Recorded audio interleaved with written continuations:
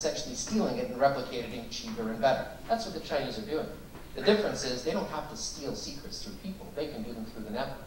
And I think that's the pragmatic reason why they emphasize so heavily this form of espionage.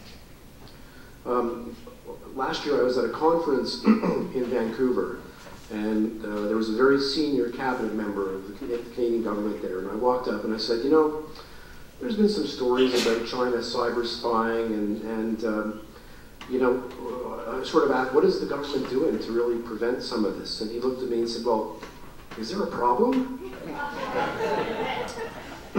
So is there a problem? I mean, I assume that Canada is one of the safest countries and that our government has the best people. Like, it's impossible to hack into the Canadian government's department. Let me respond to that first. You know, Nortel, when we had our incident, I offered up to go to the FBI because I was based in Raleigh, and I had an FBI contact in the NSIE, and I knew him very well, and I thought I could share what was going on and maybe get their help. It was decided that we were a Canadian company, the server was in Ottawa, that we would go to the RCMP. We gave them everything that we had learned in our investigation in the first 6 months, you know, the first several months afterwards. And I kept asking the lead investigator, well, have we gotten anything back? What can they give us? What can I work with? Because we changed 7 passwords, and then I had nothing to go on. They were coming to remote access. I was sure that they were still in our network, but we did nothing to fix the problem, and I had no idea what other accounts were broken. And so I needed some leads to go on, and I got nothing. I got nothing. And I think that really we were probably the watershed event that, you know, maybe government hadn't thought about trying to help industry, because it is spy versus spy, and they don't want to share what they know because they don't want the adversary to know how they figured out what they're doing. So they don't share with us, and yet we're being left to the wolves. So seriously, it's a big problem. Well, I want to come out in defense of the company. Sure. To a certain extent. I mean, look, as we've seen, you know, through the disclosures of Edward Snowden, there's a tricky issue here. I mean, we also derive tremendous intelligence value from what we were able to do in global cyberspace. That's absolutely undeniable, and I think, you know, if we look at the success of the last 10 years in terms of counter-IED, counter-terrorism, a lot of that has to be attributed to the fact that we're able to find needles in the haystack, and a lot of that actually comes from leads that are developed through signals intelligence. The trick with signals intelligence, though, when it starts looking domestically, is that there's a fine gray buffer between preserving the rights of individuals, fundamental rights that Canadians expect, which includes the right to privacy, and what we describe as collective security. Now, we figured out what those rights are and where that buffer is imperfectly in the physical world. We haven't really figured it out in the cyber realm. And the margin for error is quite large. So the question becomes, do we empower institutions such as CSE, such as CSIS, and others that we may develop to become effectively the policemen in cyberspace that can help industry in these kinds of events? And if so, where do we start drawing the line in terms of what their powers legitimately should be? Now, I would say that Canadian government institutions have been pretty good in terms of being able to detect events, even if they can't help industrial partners directly. But they've also been very conservative in terms of how they've used those powers. So for example, an organization like CSEC won't register Canadian IP addresses or belonging to Canadians because that's seen as being privacy information. And they'll discard that. They'll have to put that to one side. There has to be a whole other process before that can be exploited on the police side. Partially, I think the benefit of the Edward Snowden disclosures are that finally we can talk about these issues. You know, that 2 years ago, had we tried to raise these kinds of issues and said, where is the sort of gray line between collective security and privacy legislation, we wouldn't have been able to do that because there's a great unknown in terms of the capabilities, and the government agencies wouldn't want to talk about it. Now we're in that discourse, and I think that the positive side of the disclosures, even though I disagree with what Edward Snowden did personally, is that we will be able to work out the institutional balance and the capabilities that would be able to address the next Nortel before it actually happens. If I'm a company operating in Canada and I suspect that I might have a problem or could have a problem, where do I go? Do I go to one of you guys to help? I mean, do I go to the government? Where do I go and what do I do? And can I assure myself that I am protected? Well, I'm not going to say go to Mandiant, although I could. Honestly, our advice is always to go to law enforcement. and in this case it would be RCMP. They may not be able to help you, but that is the place you should first go. I mean, it's just a fact of life that cybercrime or espionage or even war is one of the interesting activities where, for example, if there were a physical crime and there were a body laying on the stage, you'd expect to get some help from the government. You would not be expected to do your own forensics, to interview witnesses, to draw chalk lines, and then to present all that as a case to a prosecutor who may then do something with it. And yet in our field, you heard Brian talking about all the work he had to do on his own. Now, the contrary position to that is, would you want government agents all over your network, seizing your equipment, perhaps never to see it again because it's all being used for analysis?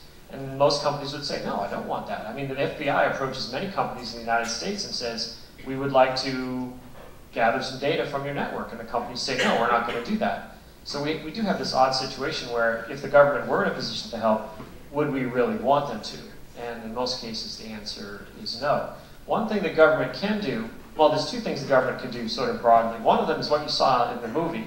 That program of visiting a company and saying, you know, hey, is this your data? You know, they show up with a stack of information saying, is this your data? And the victim says, yes. Where did you find that? And the government says, we found it on a server in China. That starts a conversation, which can then lead to work by the private company to try to defend itself, and it changes everything. The second thing a government can do is, without giving you the identity of a victim, it can say, you know, there's something, for example, when RSA got breached a couple of years ago, once that happened, customers should not have trusted their RSA tokens. These little key things that you use with the numbers on them that you use to log into a VPN. If suddenly we knew we could not trust those, that would change everything. Now, you don't have to tell why you know that that's true. You don't have to say which companies were victimized in order to learn that information, but you could tell sort of as a general warning, hey everyone, you can't trust these things, and you'll find out why in a month or a couple weeks or something like that. So those sort of two broad categories of notification plus beware of certain technologies is something the government could do today, and in some cases does do. I'd add a couple of things. I mean, first of all, we have to recognize that cyber crime and cyber espionage is hugely difficult to actually prosecute. First of all, on the evidence side, in most cases when you have either a piece of cyber crime software or cyber espionage software, it will be using both server addresses and IP addresses that are located outside of Canada. In order to be able to enter those into evidence or even investigate them, that means that essentially the RCMP has to launch something called the Multilateral Legal Assistance Treaty request. Literally, they have to request the cooperation of another country in order to be able to gather evidence against a server or an IP address. That can take months. Moreover, that request, for example, if the server happens to be located in the Russian Federation, more often than not is simply refused. What that means is that the ability to gather a corpus of evidence that can be put together into a criminal case often is impractical, or the resources required to do that are such that they simply aren't seen as being beneficial in the end. In other words, the ends don't actually justify the expenditure. Secondly, what often happens is that, especially in cybercrime, not so much in cyber espionage, the nature of the crime being created is really difficult to pinpoint. So for example, we investigated a piece of malware which would seize control of someone's computer, redirect their search results when they typed into their Explorer to have them click through another site which actually triggered a microtransaction on the advertising site. So who was being defrauded? It was actually the advertiser that was being defrauded. The size of the transaction was 0.0001 of a penny. Okay? Now, explain all of that to a prosecutor. Okay? Get him to build a case that a judge will actually understand. And you start recognizing why pretty well every cybercrime case in this country is not prosecuted through the courts. It's not a lack of willingness, but it's a lack of mechanisms that work that allow us to actually bring these things to the criminal justice system. I guess if I were to add any comment, that if you have nation states that are behind economic espionage or providing jobs back home, and you have industry here who's not really prepared to deal with foreign governments stealing from them, and they're not getting the assistance to be able to help them to know on the inside how to deal with this problem, you lose a whole industry or industries. Either they suffer or worse, go out bankrupt, as I experienced, sadly. But that's a whole industry that's gone now, like for example up here in Canada. And the government has to realize that, even though we have legal repercussions, excuse me, if the bad guy's really stealing it over there, you're not going to throw anybody in jail. It's not going to happen. And the reality is, we're losing an industry here, and we're losing another industry here, and when that affects the welfare of the entire nation. All right, that's a serious problem, and if we don't start doing things differently in the IT world and securing our technology and our IP, whether we start working together because we're worried about legal repercussions and these things, the sad reality is those jobs are lost. And we have to change the sharing model. I think there needs to be public reporting because we have to change attitudes about what's really going on out there. It's a lot worse than what you're hearing. There's a lot being kept very secret, just like what was kept with us. And this is a serious problem. We have to change attitudes. Okay, now I would ask people, we have 2 microphones. If you want to ask a question to the panel, please line up. One last question for me is, what's to be done? Can a company actually fully secure itself with your help or other people's help?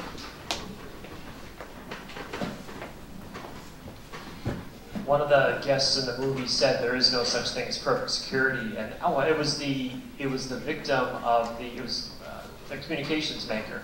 That's the type of wisdom you get after going through one of those experiences. It's clear to me that he had gone through a serious intrusion. So the best thing you can do in the model that I've written about in my books and that we practice in Mandiant is fast detection and response.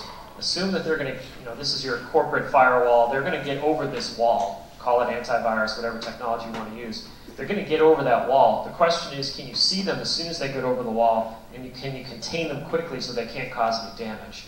And we've helped many companies to adopt that model. Unfortunately, it takes a fairly decent, significant commitment of resources to do that, which many times is out of reach of many organizations. So in that respect, you need to look outside of the technology realm and look at more into politics and other sort of master elements of power. And this is where the Snowden revelations really hurt. There's an article in Newsweek that just came out on Friday, which basically summarizes